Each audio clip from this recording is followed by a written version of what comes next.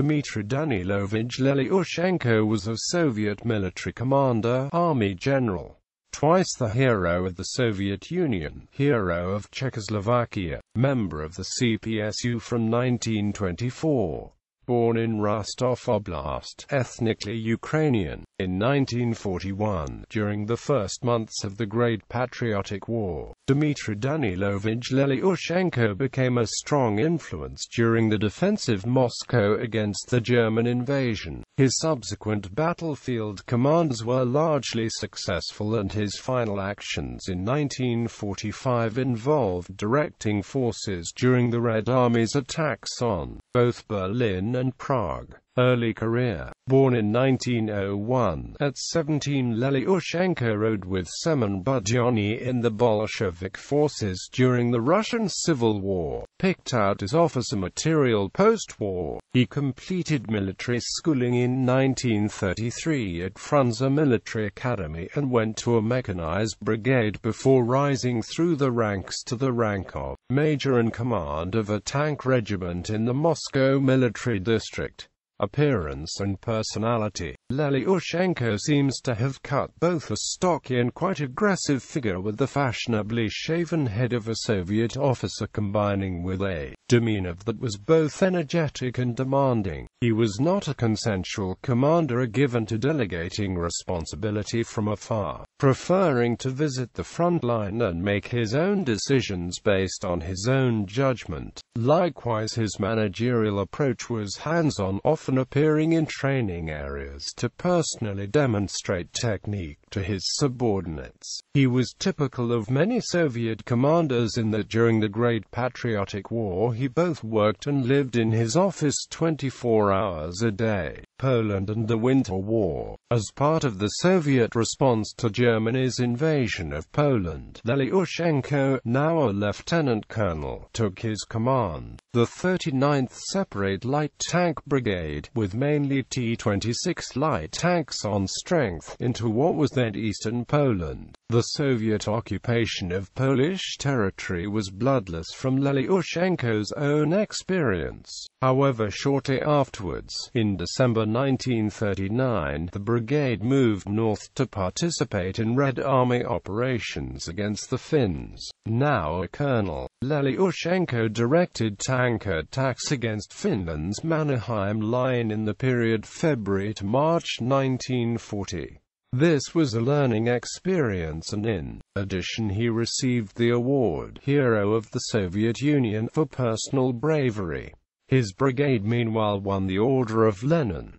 German invasion. Lelyushenko enjoyed rapid promotion in this phase of his career. Such advancement was certainly partly due to the previous Soviet army purges, which had created a climate of opportunity, but also to the reputation he gained in Finland, where he had developed successful infantry cooperation tactics. Whatever the reason, by spring 1941 Lelyushenko held the rank of Major General and was designated commander of 21st Mechanized Corps, based within the Moscow military district with which he was obviously familiar. This early war Soviet formation consisted, at the time, of 2 tank divisions and 1 motorized rifle division. Tanks on strength were all BT-7 and T-26 models, the new T-34 and KV-1 models, which were later to cause German forces so much trouble, were not yet available in quantity. On June 23, 1941, the day after Germany launched Operation Barbarossa, Lelyushenko set about reorganizing his command to combat the specific threats of the German invasion. Casualties began to mount as German aircraft raided his dispersal areas. Lelyushenko began his war with an offensive at Daugavpils on June 28, where his corps put in a strong attack on the 56th Panzer Corps. This was noted by General von Manstein in his book, Soviet Victories, where he describes the resulting German position as repeatedly becoming quite critical before they were able to regain control. Overall, however, the Soviet armies were struggling. It would seem that Lelyushenko's strong character was an asset in this environment, responsible for his retaining poise and energy as the battlefield position altered constantly. Attached to the northwestern front, Lelyushenko earned himself the Order of the Red Star for his stubborn defense as Soviet forces nonetheless fell back 450 kilometers in 18 days.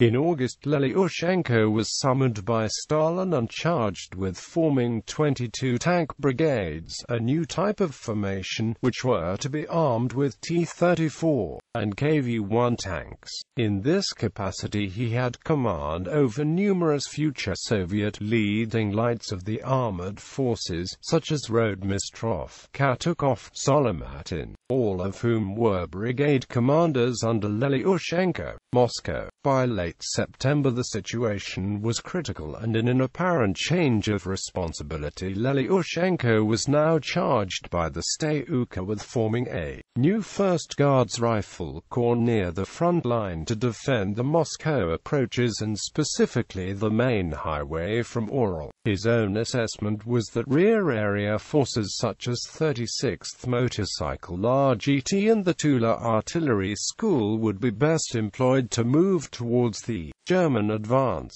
collecting retreating forces as they went. This strategy was approved, and following the loss of Ural itself, Mtsensk, on the Zusha River, became the Red Line, beyond which retreat could not occur. The newly formed corps detrained here October 4, 1941 in the face of the advance, whilst Lelyushenko's blocking force was not only a new organizational structure but one composed partly of newly raised formations. Some of these were notably well equipped. For example, Katukov's 4th Tank Brigade was fully armed with the new T-34, which was at the time arguably the best battle tank in existence. In the following battles until October 11, Lelyushenko succeeded in a quite vital task, forming a corps in the face of the enemy. He eventually fought off Guderian's panzer group in the southern Moscow approaches. He was personally thanked by Stalin for this action, which arguably saved the Soviet capital and began to suggest a high watermark of the overall invasion. Guderian's memoir notes that at this stage for the Germans, the prospect of rapid victories was fading. The 16th of October saw Lelyushenko now defending the historic Borodino area along the Moscow highway. Here, he was wounded when forced into personal combat with the reserve tank brigade against a German incursion. Once recovered, during mid-November Lelyushenko was placed in charge of 30th Army, still in front of Moscow. The Germans were held at bay during further extremely difficult fighting, but by December 1st the Soviets were in a position to plan a strong winter counteroffensive. Lelyushenko commanded part of this operation, launched during full darkness on December 5th, and drove his men, specifically the 371st Rifle Division, forward, as usual from an advanced position near the fighting. By the 1941 he had helped defend Moscow from 3 separate directions, successfully on all occasions.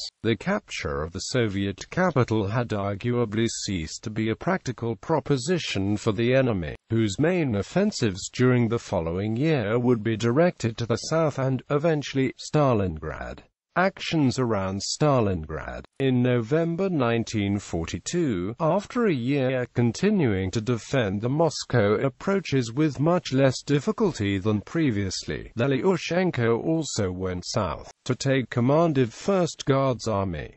At this stage of his career he received the Order of Lenin and held the rank of Lieutenant General. The first assignment was the Army's attack as part of Operation Uranus, the encirclement operation against Paulus' 6th Army at Stalingrad. By the 23rd of November this was complete, Lelyushenko advancing 55 kilometers to the west. During this period he was officially reprimanded for his habitual absence from his rear area command post, due to his insistence on attending the front in person. The following offensive, codenamed Operation Little Satin, commenced on December 16, 1942, and Lelyushenko's army, now designated 3rd Guards, again drove forward with 1st Guards Mechanized Corps, making 100 kilometers of ground into the enemy rear areas. 1943 and 1944 Soviet victories. The following 2 years were successful for forces under Lelyushenko's command. Despite not being directly involved at Kursk, they were part of the strategic offensives that followed in order to exploit the failure of the German effort. Given command of 4th Tank Army in March 1944, his troops and tanks seized strategically valuable Kamets-Podolsky on the 26th of March and trapped, for a while at least, the 1st Panzer Army. The Soviet offensive Operation Bagration in the summer of 1944 saw Lelyushenko command the 4th Tank Army in cooperation with 3rd Guards Tank Army as the 1st Ukrainian Front drove forward against German Army Group Northern Ukraine. The 27th of July, 2 weeks into the offensive, these forces took Lvov, and Lelyushenko's army subsequently covered 200 kilometers into the Vistula bridgehead by mid-August. However, casualties were very high and the army had to re-equip after over 90% AFV casualties in killed or wounded. Not until the following year would they again advance. Final stages of the war. With Soviet forces in the ascendancy, 4th Tank Army attacked in the Kielce area on January 11, 1945 as part of its front's offensive. Driving through German defensive lines, they encountered a strong armored reserve, 24 Panzer Corps, near Malysho. Lelyushenko managed the armored battle that followed, in which up to 1,000 tanks were committed, defeating the German counter-attack and destroying much of the reserve involved, before ordering his forces across the Oder River. This action resulted in him winning his second Hero of the Soviet Union award. During the last weeks of war, Lelyushenko took his armored command first to the suburbs of Berlin, where they assisted in the advance into the Reich capital, and subsequently to Prague, where they were also involved in a city assault. This was the last combat action he saw during the war.